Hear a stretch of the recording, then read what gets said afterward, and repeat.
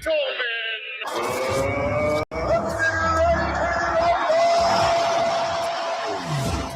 This is Empire State of Sports with Landon. The Yankees have really, I think, made a mess of themselves this offseason. This is the worst. Cashman's insistent that they're not running this roster back. He's acting like we can't see. It's not a lie, if you believe it. It just screams spare parts to me. It screams, let's put a donut on a car and then ride it on the highway for 500 miles and hope it doesn't fall off.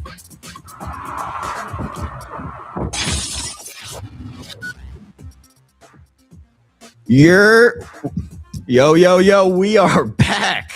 You know what's not back, though? Yankee baseball. We are cooked. Mets, too. They're cooked, too. They might be cooked worse than the Yankees are. I mean, New York baseball has me questioning everything about even being a baseball fan to begin with. But Knicks have a series coming up with the Hawks. We're going to touch on that in the later half of this show. But first, I want to start off in the Bronx. But let me be honest with you. I really came in here this morning because I'm here the whole day in the radio studio every morning. And I had a plan. I had a whole structured show ready, and I had to throw it all away because I thought I was being too light on the Yankees. I thought I was being too light on the Mets. I was going to be nice, clean, and organized. And then I remembered that the New York Yankees have lost 5 straight games. And that team was sitting at 7-1 just last week. I really wish I had a show, so at least I could have had one show this semester of being positive, because next week I won't be here, and the week after that, who knows where the Yankees will be. And this really had me feeling like at 7-1, the Yankees came in. I thought this was going to be our year again. I thought this was 2024. I thought this was 09. That team then decided to drop the next 2 against the Oakland Athletics and then get swept in Tampa by a team that now has a roof that I feel like I heard 10 times only has 1 layer of Teflon on it. It looked brighter there in Tampa. You know what I was happy to hear, actually? That the manta rays are the same ones. They survived the whole hurricane. But let me say it again. The Yankees got swept by the Tampa Bay Rays. I'm not going to pretend to be calm about this because I'm not. This isn't just a losing streak for the New York Yankees. This is a statement from this offense that it simply just does not want to show up. You know what the Yankees' batting average has been over the past 5 games? It's been .142, a 142 batting average over that 5-game losing streak. That's not going to win games. Doesn't matter who you play. You could have played the White Sox team from a few years ago that broke the record for most losses, and the Yankees still would have lost the series versus them. Unbelievable. But that 142 batting average speaks volumes, and it's not like they're losing in blowouts, and that's what's really frustrating me about this Yankees team.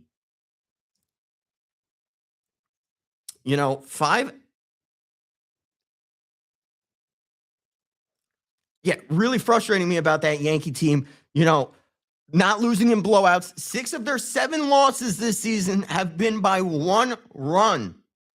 First time in Yankees history that they've lost their first 6 1-run baseball games. Was the first time they lost 5, and now 6. They just continued to pile on to that record. Not a record you want to break, by the way. I know Aaron Judge breaks a lot of records, but Cap, this ain't the one. This ain't it. Cap had a home run yesterday, but still feel like, he's left a lot on the table. He's had a lot of big at-bats in those 1-run games, especially, that he just has not shown up in, which is disappointing, to say the least. But you know what that means, that the Yankees are losing all these 1-run games. It means that this offense is wasting a pitching staff that has been absolutely historical. They've been doing everything right, and that's without Garrett Cole and Carlos Rodon. It means every close game, every nail-biter, every moment where you need a clutch hit, there's no one there. And that includes the captain, Aaron Judge. We started this season last week talking about how great this team looked.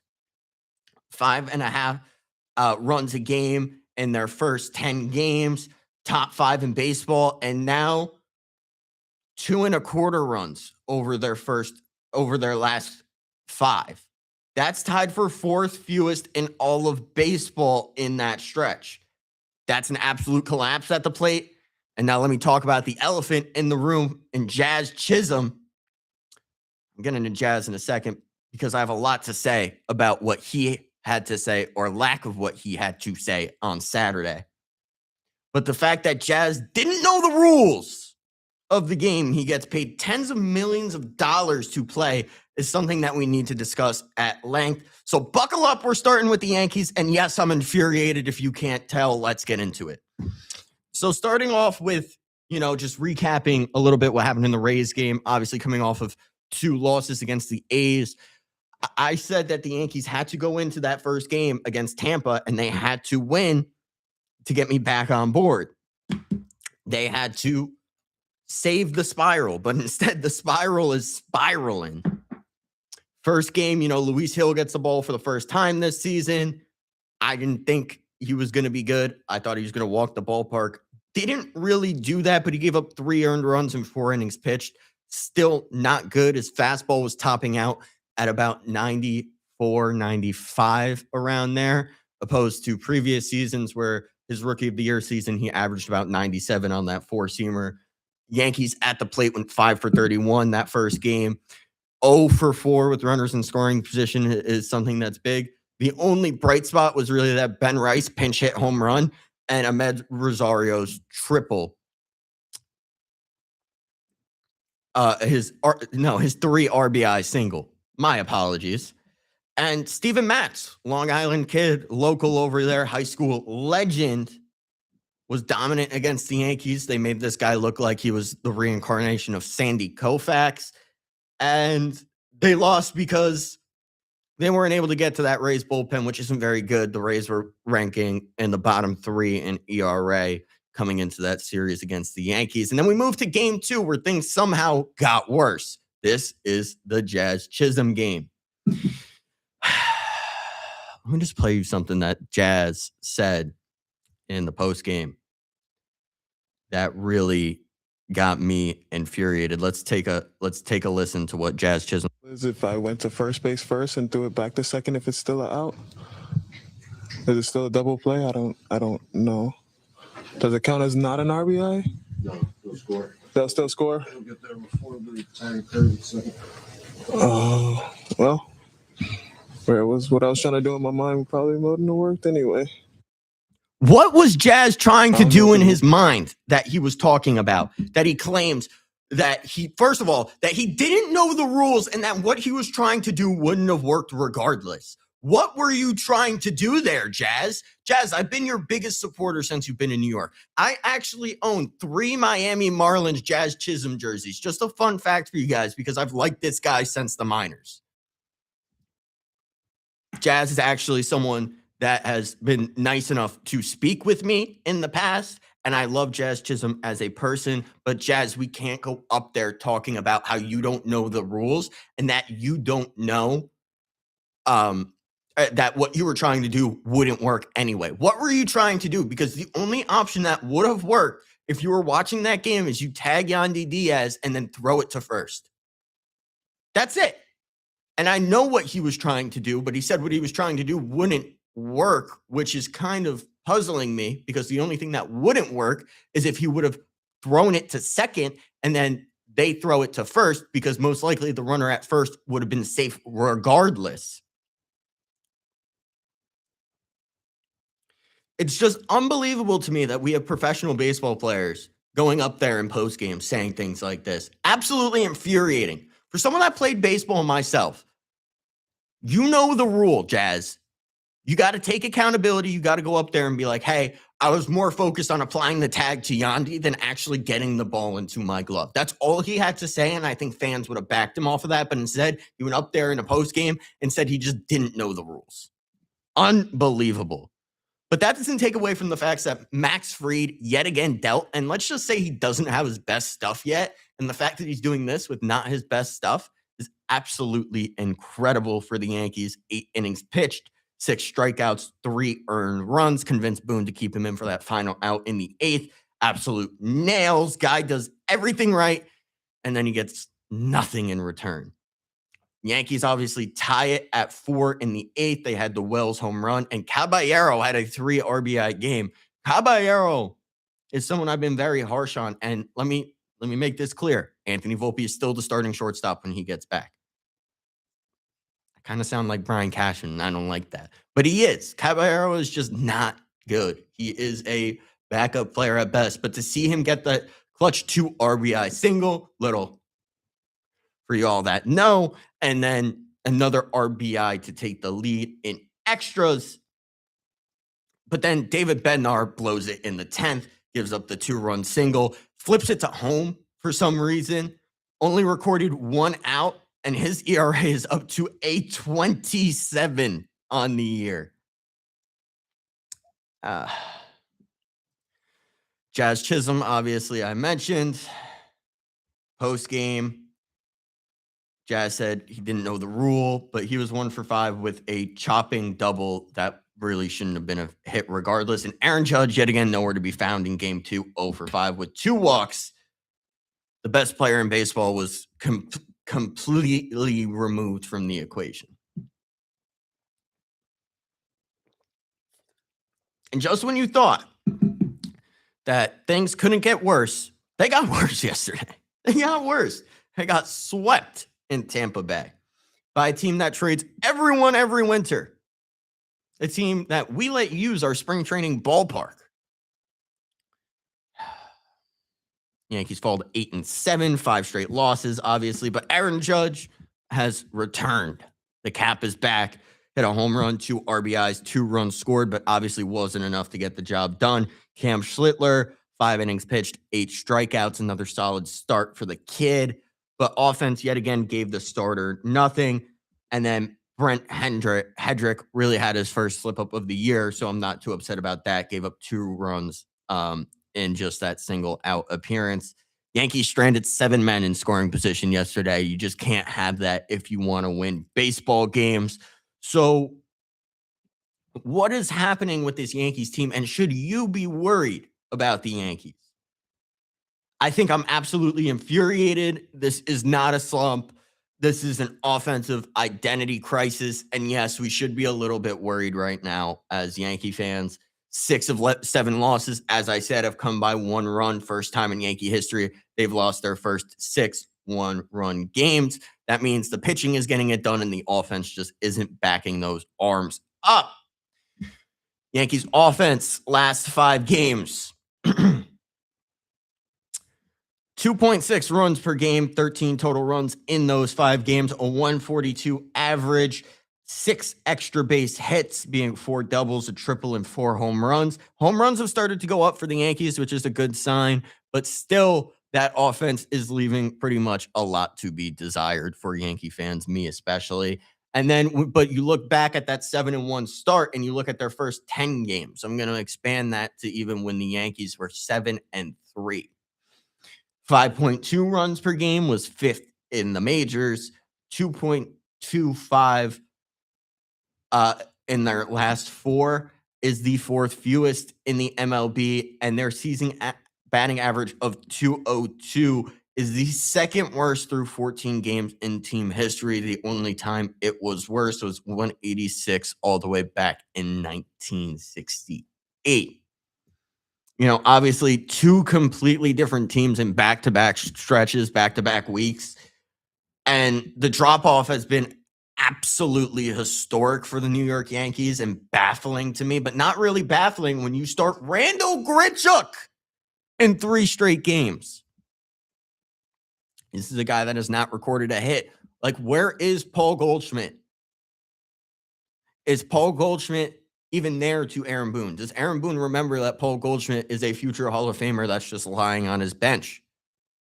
Could have came in for pinch hitting opportunities, especially that Ryan McMahon strikeout that ended the game on Friday, I believe it was. And then last night also had an opportunity to come in, I think, yet again for Ryan McMahon last night. Unbelievable. Ryan McMahon has been a disaster at the plate this year, batting under 100 still. He's pretty much become unplayable outside for the fact that he legitimately has the best glove at third base that I've ever seen with two eyes.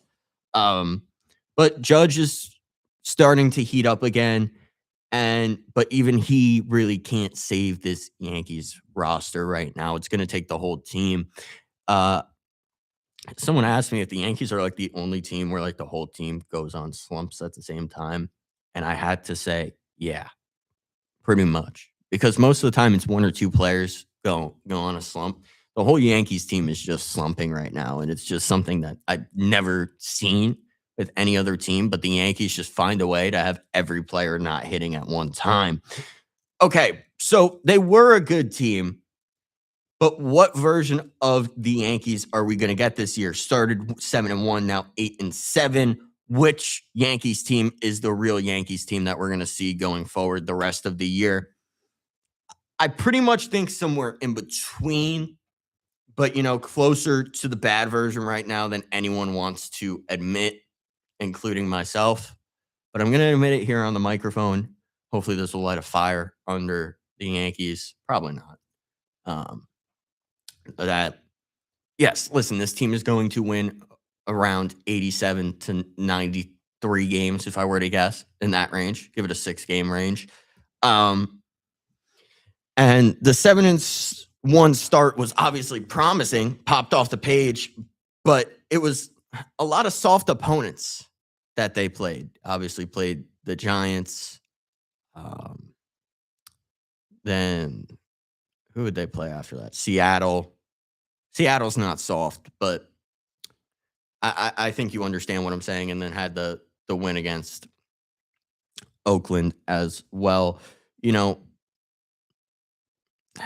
Just absolutely baffling to me. The Yankees have started, and it's the fact that it's two completely different teams we've seen in 2 weeks that makes me very confused as to what to think of this Yankees roster, and makes me think that it's somewhere in between. And obviously they will get better, but this roster with legitimate concerns at, I think, third base and Ryan McMahon, center field, and Trent Grisham. Meanwhile, we have Jason Dominguez, a stud down there in AAA for no apparent reason. And honestly, I would say second base now is an issue as well, with Jazz Chisholm seemingly forgetting how to play baseball. But Grisham in center field is a $22 million bench bat. And Brian Cashman just has too big of an ego to admit that he made a mistake in extending the qualifying offer. And Aaron Boone, obviously being the foot soldier, is not going to bench Trent Grisham anytime soon. And that makes me worried for Jason Dominguez even more. Crushing it down in the minors, has over a 1,000 OPS. Like, obviously, Caballero at shortstop has also showed flashes, but he's way too inconsistent at the plate, way too fly ball happy for a player that's best asset is his speed. And in order to use your speed, you have to get on base. And that's something Caballero just has not been doing consistently enough for me to even question the fact that when Anthony Volpe comes back, he's going to play the bulk of the share at short. But let's give a little credit where credit is due, because the pitching has saved this team. Yankees pitching, as I said, been elite. What does that mean, though, when they aren't winning? It means that when the bats wake up, that this team can be at championship caliber. Pitching is it has not been the problem the first 2 weeks. Max Fried, obviously going 8 innings in a loss, is absolutely infuriating to me, but it shows you that Max Fried has it. And when the bats do wake up, that should be an easy win for the Yankees. And remember 2025, this was the best offense in baseball. And they kept losing because the pitching was really a disaster without Garrett Cole. They couldn't really find their footing until it was too late. But now it's flipped. Pitching is dominant. Offense has collapsed. If even 65 to 70% of last year's offense shows up, this team is World Series caliber, but I can't trust that Trent Grisham is able to be even 70% of the player he was last year. I can't trust Ryan McMahon now to be even 70% of the player he was. And Jazz Chisholm might not even be 50%. Get what I did there? 50-50. Freed, obviously. Heel, when he's on, I don't know if Heel's really going to be in the rotation going forward. I think that spot does belong to Will Warren or even Ryan Weathers, who has been really good. He went 8 innings himself, gave up 1 run in that outing. And Schlittler obviously has showed signs of being a young ace, and this is all without Garrett Cole and Carlos Rodon, who are on the mend as we speak. But the bullpen is still a question to me. I think Bednar blowing a save in extras is deeply concerning for October, and I don't trust David Bednar whatsoever because he does give signs of wetland out there where he needs to have runners on base in order to get anything done, period. But what's the move right now with the Yankees struggling on this 5-game skid? Sit around, watch this lineup fail, or actually do something? I think it's time to shake this roster up. You pull the trigger now. This is absolutely embarrassing that the Yankees even started Jason Dominguez in AAA. He should have not even been there for a day this season. He's 23 years old. He's electric, and he's rotting in the minors while Trent Grisham is batting an abysmal margin right now, just over 100. And yeah, Dominguez AAA versus Grisham in the majors. This is not really a debate to me. And you also have Oswaldo Cabrera chilling down there in the minors, who could be an option at second base. He could even, bring him up, start him at third base. Anyone can do better than Ryan McMahon right now. I'm pretty sure I can do better than Ryan McMahon at the plate if you gave me the chance. McMahon's hitting nothing. Obviously, he's playing very, very good defense, but there's nothing to lose with, bringing up Waldo and Dominguez. But this wouldn't be a panic move for the Yankees.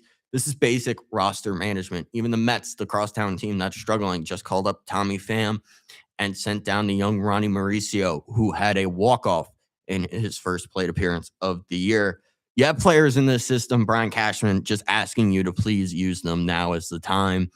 Ladies and gentlemen, I'm Landon Popovic on on WIUR, the official radio network of Iona University. When we get back from this break, going to move across town to Queens, talk about the Mets, who have been floundering themselves over there. Untouchable, unstoppable. This is WIUR Sports Radio. Hi, I'm Robbie Basil, president of WIUR Radio, and I hope you're enjoying today's show. Have you ever wanted to call the biggest games, the biggest moments for the biggest names for Iona Athletics? Then the newly founded WIUR Sports Radio is the place to be. Launched in January of 2025, our goal is to try and get broadcasters here at Iona an opportunity to learn, succeed, and get a chance to be on air. From getting to call the big moments at the hack. Dinkins trying to go to the rack. Denied. Yafet Mundi. To seeing the crack of the bat at City Park. The line drive into left field, around third, and it kicks away. The Gales are going to win it in 10. We make those moments happen on our brand new WIUR Sports Radio platform on Mixer. If you're interested, feel free to reach out to me via email or to the rest of my e-board to join the club. We are WIUR Sports Radio, the new home of Iona Athletics. Now, back to the show on WIUR, Iona University Radio.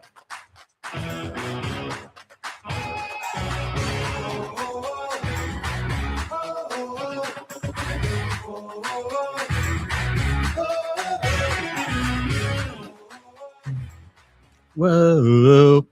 Ladies and gentlemen, welcome back to Empire State of Sports live on WIUR, the official radio network of Iona University. If you've been watching the New York Mets this week, like half of New York has, I owe you an apology, not because of anything I said, just because you had to watch that. The Mets just got swept at home. Just absolutely abysmal performance by the Mets that series. lost multiple games that they should have won. Obviously, that 1-0 loss stings a lot yesterday because how can you not score 1 run against Sacramento? The Athletics obviously took down the Mets in that 3-game set, swept them, a team that I would say has the utmost, and I say this with the utmost respect to this team, has been rebuilding since I was born, and has never really made a run. Yes, they have a lot of young pieces on that team, and the Mets found a way to lose all 3 games, 0 runs in 2 of those games. How do you have an offense with Francisco Lindor, a revamped offense, mind you, where you brought in Marcus Semien and you brought in Bo Bichette, to get things done. Luis Robert obviously been a bright spot for that team, but you find a way to somehow get shut out in 2 of those games. I think that's absolutely embarrassing, especially since you were at home. And yes, I want to talk about Steve Cohen, Daddy Warbucks over here. Steve Cohen has spent hundreds of millions of dollars this offseason. He signed he traded for Marcus Semien, signed Bo Bichette. He spent and spent and spent, but all Stevie cares about is his casino. He doesn't care the fact that the Mets are having Mets fans are having a terrible time parking at games. It's impossible to get out of there if you haven't heard, because obviously Steve Cohen's casino is under construction over there. And somehow the guy who is making this team look completely unwatchable right now isn't someone he signed in free agency, but Francisco Lindor, the franchise player, the face of the team, the one that demanded that Brandon Nimmo pack his bags for Texas because his wife didn't like his political views. And he's meant to be the guy who is the engine of this team that makes the Mets roster go, that make them competitive. But he hasn't been that at all. He's completely forgotten how to play baseball. And I don't say that lightly as a joke. I say it because it is the only explanation that I can come up with after watching him commit mental errors on consecutive days.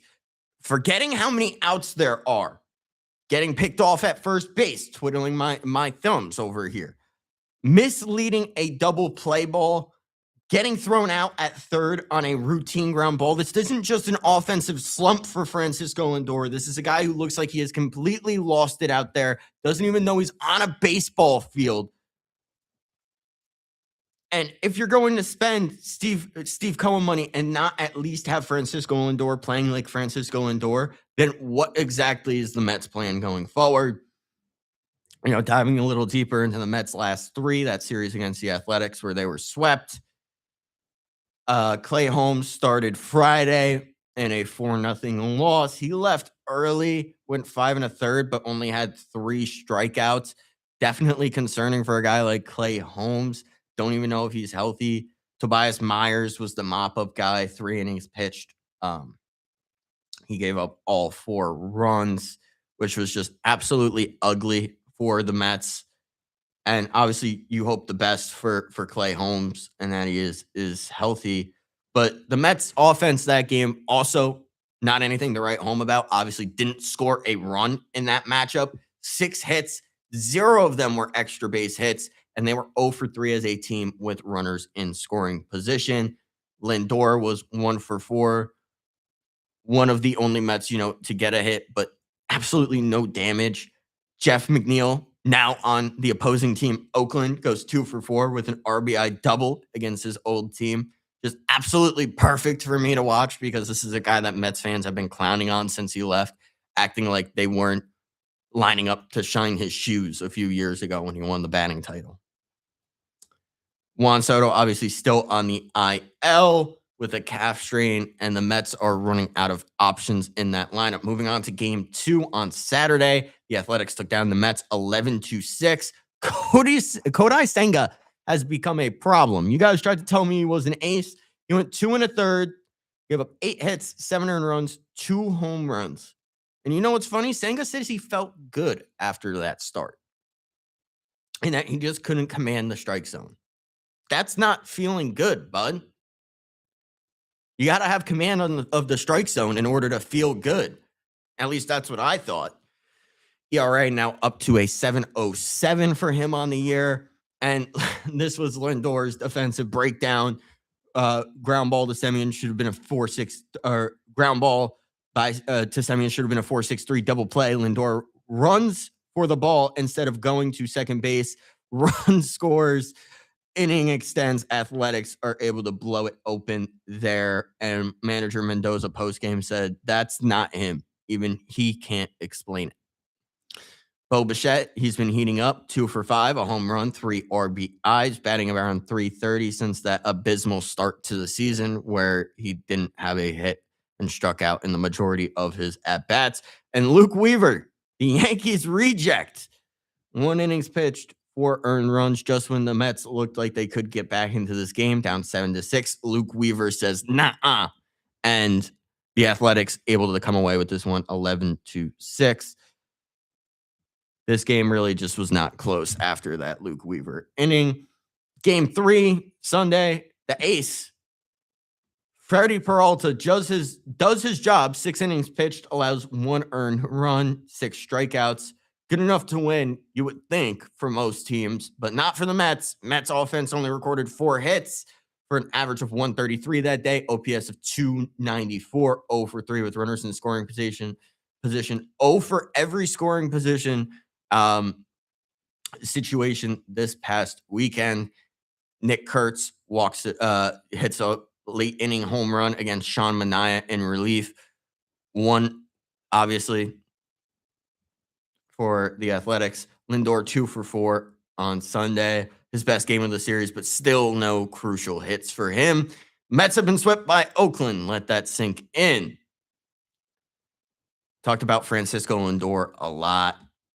He's obviously known for having slow starts to seasons. But my question is for Mets fans, is it time to worry about Francisco Lindor? Because for me, yes, 100,000% time to worry. Time to question everything about this guy right now. Time to question if the theories were right that him and McNeil in the tunnel was more than just a rat in the tunnel, and that there was actually some beef there, and he made him leave, pretty much kicked him out the door. Same thing with Brandon Nimmo. That's pretty much confirmed. His wife has been very, very big with Zoran Mamdani. I don't like politics and sports mixing, so I'm going to be very brief on this, but didn't like what Brandon Nimmo's beliefs were. I don't like that in a clubhouse, period. I don't like when politics and sports mix ever. Have never been a fan of that. And the fact that Lindor let it get to his own team is absolutely embarrassing. And the fact that Steve Cohen and David Stearns just sat back for it was just baffling. Looking more at Francisco Lindor through his first 16 games, 188 average for an OPS of 546, 12 for 64, 0 home runs, 0 RBIs. Let that sink in. A guy that should be getting RBIs, that should be a clutch time hitter, and Francisco Lindor has yet to record an RBI. And then you look at the walk to strikeout margin. He's walked 10 times, struck out 13, which actually is not too bad.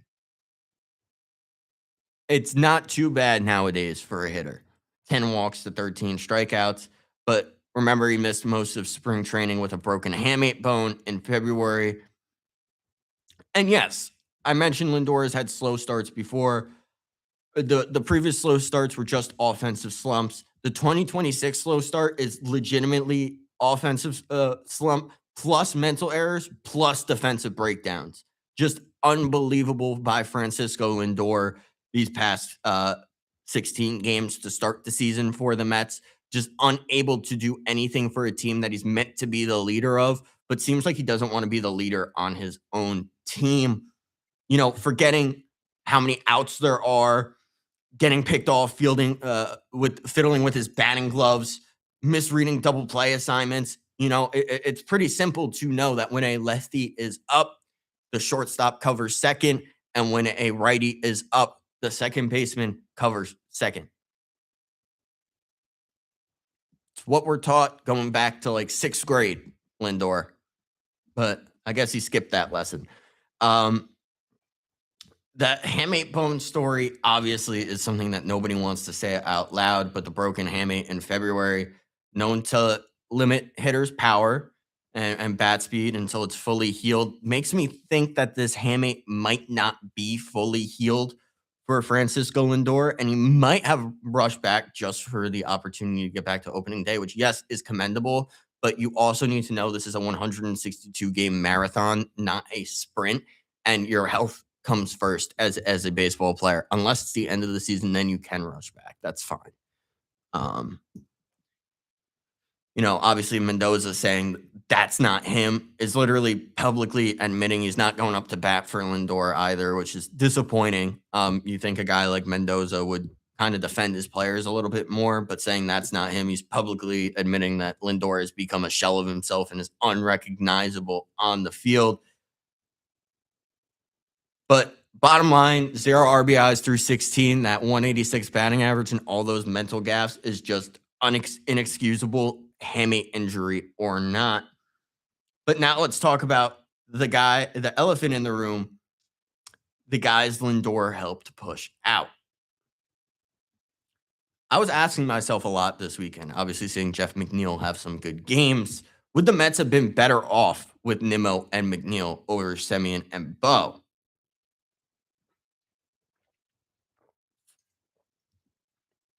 And my answer to that is yes. Brandon Nimmo up to 3 home runs on the year, batting over 350. And it's infuriating the fact that the reason they got pushed off was for political reasons, McNeil and Nimmo. He wanted his guys there, Lindor, and he got his guys there. He got his buddy and Juan Soto to Queens. And all of his guys, Marcus Semien being one, and unable to get anything done. And obviously, Brandon Nimmo was really an anchor of this Mets team for years, an on-base machine, a professional at bat, is gone now. And who replaced him? A rotation of Jared Young, Carson Bench, and Luis Robert Jr. 3 guys that can't even walk in their cleats. McNeil went to Oakland and is raking against the Mets this past weekend. 5 hits in the series, 2 for 4 on Friday, 3 for 5 on Saturday. Just an amazing performance for McNeil across these past 3 games. Semien 0 for 7 in this series has started absolutely abysmal. $75 million investment that everyone knew was just silly to give up Brandon Nimmo for an aging second baseman in Semien who has started to decline already, and it looks like that decline is just going to continue for him. And Bo Bichette has really been the only bright spot of the new additions. 3 for 14 in this series, a home run, 3 RBIs on Saturday. Bo is doing the job. The problem is he just can't do it alone. And the front office listened to Lindor. They were able to bow down to Mr. Lindor, moved on from the proven Mets culture pieces, and this is the result. I forgot to even add Pete Alonso. This is a guy that I'm pretty sure Lindor didn't want back on this team because everyone saw Pete Alonso as the leader and not Lindor. And Lindor wants to be seen as the leader, but when it comes to proving that on the field, Lindor is nowhere to be found. But even if the bats are able to come around, is this pitching going to go anywhere? And honestly, I don't think so.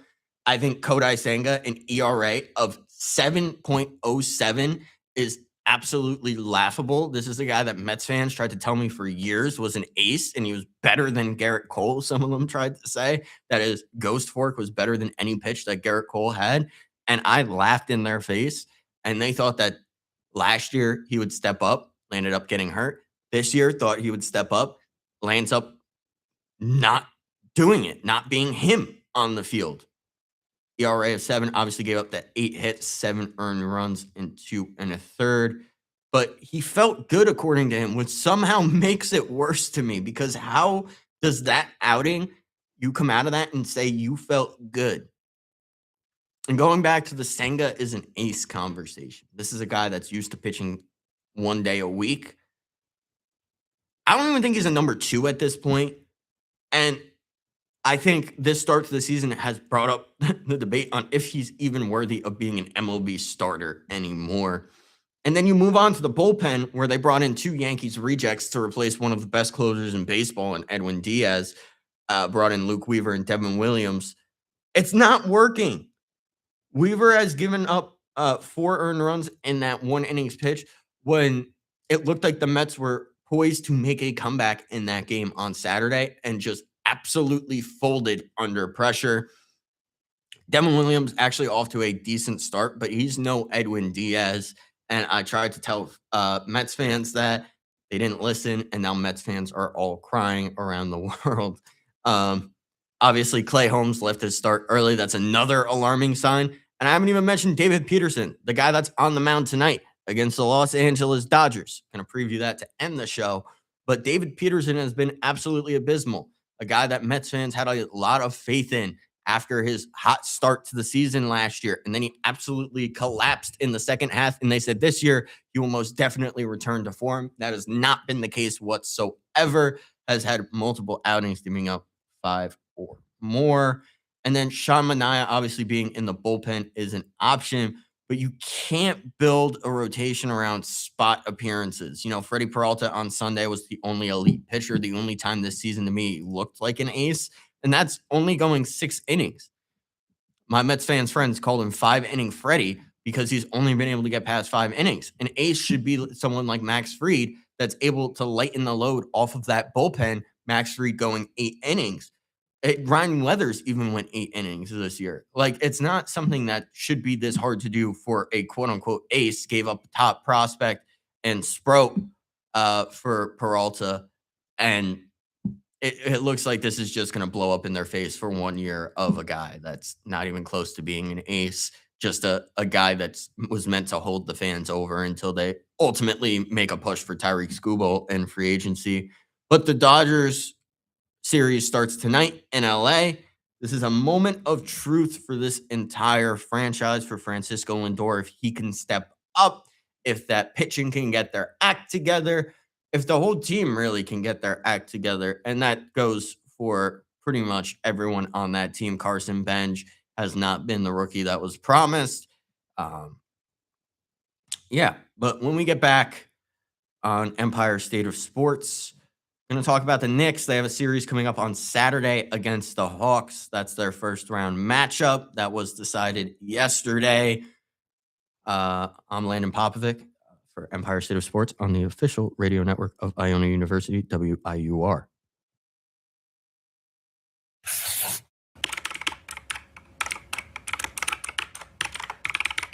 This is WIUR Radio. Hi, I'm Morgan Beastie from the Ionian, and I hope you're enjoying today's show. Are you looking for the latest scoop on campus news, sports, and more? Check out the Ionian, Iona University's very own award-winning student newspaper. We keep you up to date with everything happening on and off campus. Want to know about the big game, the latest campus event? It's all in the Ionian. Join the conversation. Read, write, and get involved. Visit www.theionian.org or pick up a copy around campus. Stay informed, stay connected. Now, back to WIUR, Iona University Radio.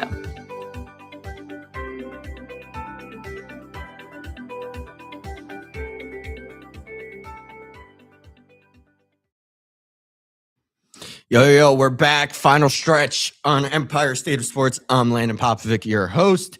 Talked a lot about baseball, and it's been absolutely infuriating for me to watch. Spent 45 minutes talking about baseball, but now we're moving over to the hardwood where the Knicks have a series coming up against the Hawks. I really would have liked it to be Toronto, but I have to take this time to talk about something that I've been on the record of saying on IUTV's Gale Zone, that the Knicks would not make it out of the first round.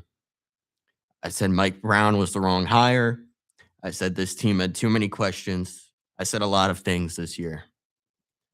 Now that the regular season is over, now that the bracket is set, now that the Knicks have finished 53-29 as the 3rd seed in the Eastern Conference, I would like to take this moment to apologize for absolutely nothing. I have nothing to apologize for. Did I think that they'd be this good? Honestly, maybe not. But I still don't fully trust the Knicks, and a lot of that has to do with the coaching of Mike Brown, has to do a lot with question marks surrounding Karl Anthony Towns, who's meant to be the 1B on this team.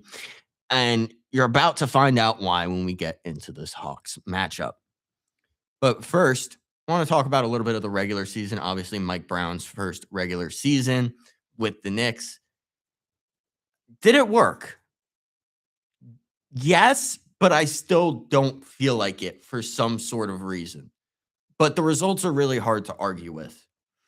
Defensive rating, this is year over year, last year compared to this year. Defensive rating, they were 14th under Tibbs. They moved to 8th this year under Mike Brown. Offensive rating, they were 4th under Tibbs, moved to 3rd under Mike Brown. Net rating, plus 6.5, is plus 6.4 this year. Similar ceiling, better balance. I feel like, obviously, I think bench rolls has helped a lot in that. And final record of 53-29 is a few games better than last year. When you talk about the hot streak the Knicks have had defensively post January 20th, when it looked like the Knicks were completely floundering, they've had the best defensive rating in the NBA at 103.1, and had that 14-4 stretch. You know, Brown fixed the defense, but not immediately. It took a lot of time to figure out. I was very worried for that defense earlier in the year. They were absolutely abysmal on D at the start of the year. You know, early in the year, gave up those mid-range threes, bottom half of the league on defensive rating. But after January 21st, that stretch of being the number 1 defensive rating in the NBA has really been a structural fix and not a hot streak. I think Mike Brown actually did figure that out. So a lot of credit to head coach Mike Brown of the New York Knicks for that. And, you know, offense improved not because Brown freed up Brunson. Obviously, he doesn't have to dribble up the court every possession. And, you know, Towns, Brunson pick and rolls have been electric the past few games. They have kind of figured out that when they just run a pick and roll every play, that they're unstoppable. But they have to be locked in order to do that. Karl-Anthony Towns has to remember where he is, and sometimes I feel like he doesn't. Averaged 28.5 points versus Atlanta this year, combined the Towns and Brunson duo. Brown's rotation flexibility has obviously been a plus. I mentioned that before. Has been a genuine upgrade. I don't think a guy like Shamet would have been able to shine nearly as much. And obviously, we still have Deuce, who just came back from his injury. I'll say that. But there's still some things to figure out for this team. Turnovers at 21st in the league is bad. You can't be turning the ball over that much, especially when you might have to face a team like Detroit, who is going to make you pay off of those turnovers. And hopefully, if the Knicks were to make the finals, OKC is the best team at turning their opponent over. And fouling, they're at the bottom third. They can't be taking foolish fouls. And I think a lot of that is on Cat. He takes a lot of foolish fouls. But I can't lie. The foundation is solid, but I still fully don't love Mike Brown's first year. I can't explain it. The results are there, but I just don't know. But going into what everyone came in here for the Knicks talk is who they're playing, because I wanted the Raptors. I'm going to be honest with you. Knicks won 13 games straight against the Raptors. I was like, ooh, easy sweep. They end up getting the Hawks because the Orlando Magic suck at basketball. Thanks, Magic. I had a friend a few weeks ago that was singing the Orlando Magic theme song. Got it stuck in my head. Now, I never want to hear that song again because of what they did to my Knicks. But Knicks versus Hawks, first round, game 1, Saturday, April 18th at 6 p.m. on Prime Video. Obviously, I would have rather had Toronto.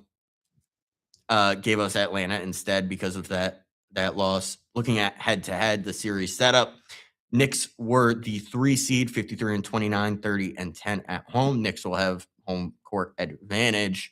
Hawks were the 6 seed, 46-36, 22-9 since February 1st, since trading Trae Young. Looking at what the sports books have the series odds being, Knicks at -360, Hawks at +290, according to DraftKings. And when you look at the regular season head-to-head, Knicks do have the edge in 2-1, but the Hawks have outscored the Knicks in those 3 matchups by a total of 6 points across those 3 meetings. Obviously, Knicks 2-1 all-time in the playoffs versus Atlanta, pointing back to that 2021 tough playoff loss for the Knicks. A lot of that was due to Trae Young, who is no longer there. But the Hawks, to me, are dangerous. They have Jalen Johnson, who's averaging 22.5, 10.3 rebounds, 7.9 assists at 24 years old. He's only going to get better, but obviously 12 triple doubles this season is absolutely phenomenal for the young gun out there. But the problem for him is he shot just 12 for 35 in the 2 losses versus the Knicks and the Cavs last week. And playoff defense is going to be coming for Jalen Johnson. So I think that he's going to be pretty much mitigated. Obviously, they have CJ McCollum, Nickel Alexander Walker. Walker was the most improved player, is the most improved player front runner. Hawks' second best player as of right now. McCollum nearly hit a half court buzzer to beat the Knicks last Monday, but then got it rimmed out. McCollum's going to be a clutch shooter threat against the Knicks going into that series. Dyson Daniels is arguably the best perimeter defender in the league. He's going to be on Brunson every night. He's going to try and mitigate those corner threes that the Knicks have really been a beast at all season. And Kuminga averaged 20.8 points per game for Golden State in last year's playoffs. He's also a threat to explode. Hawks went 22-9 after February 1st. As I mentioned, this is a team that's surging into the playoffs, and that's what really scares me.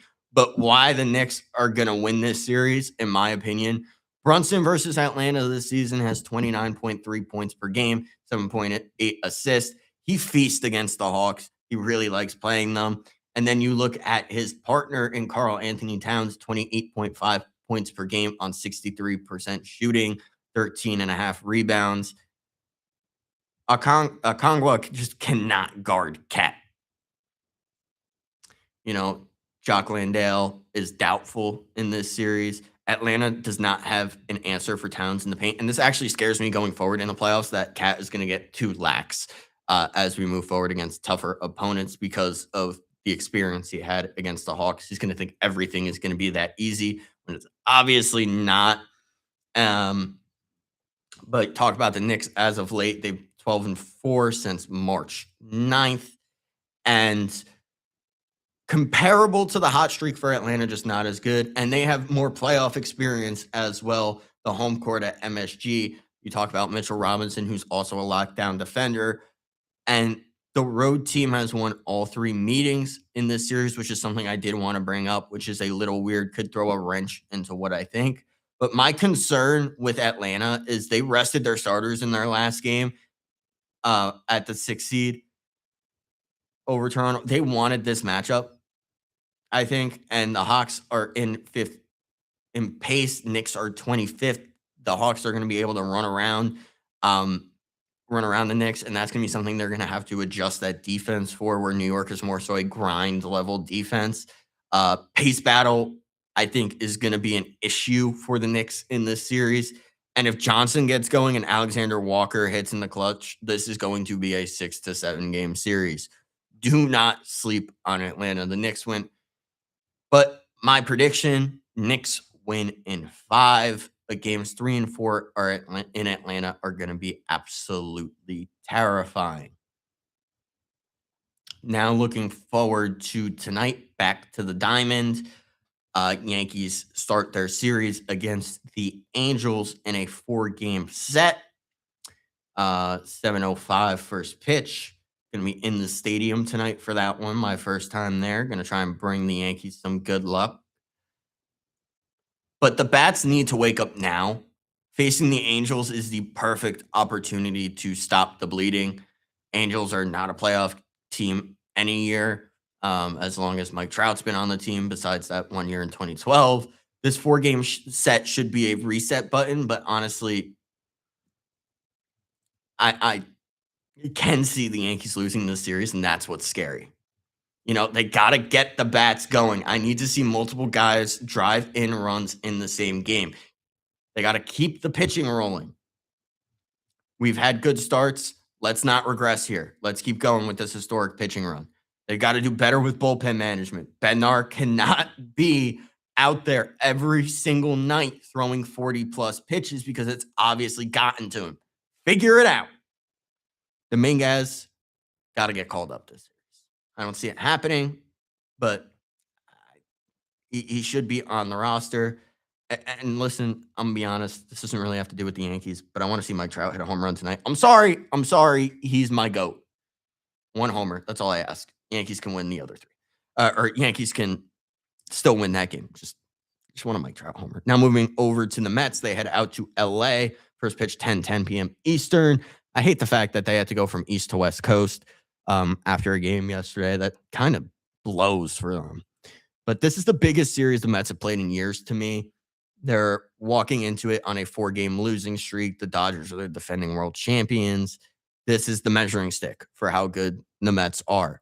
If they're able to stay competitive, able to play the level of baseball they should be, I think they can compete with the Dodgers. And I think that would be a good sign, even if they just compete. But I don't see them winning tonight with David Peterson. I don't see them winning when Kodai Senga starts. I just don't see them winning, period, out there in LA. But what a series win would mean, obviously, it would immediately kill all of the narratives about this team. Proves the Oakland sweep was a fluke and not a trend. And it gives Lindor a nice little reset, a confidence boost, a chance to remember that he's an all-star player and future Hall of Famer at shortstop. But what I need to see from Lindor specifically, he needs to calm down, lock into your approach, stop flying all over the field and trying to do too much. A single RBI, just 1. That's it. End the streak. That's all I ask. Mentioned Senga already. Got to see more from him. But if the Mets can take this series, we come back here in a few weeks and we talk about a real team. If they get swept, the Lindor questions become a lot louder. So that'll do it for me today on Empire State of Sports. I'm Landon Popovic. Talked a lot about the Mets, Yankees, and how they've been floundering, but excited to see the Knicks as they take on the Hawks this weekend. I'll see you guys in 2 weeks because I'm going to be in WrestleMania in Vegas this weekend, and I'm saying so long from WIUR. Live from New York, this is WIUR.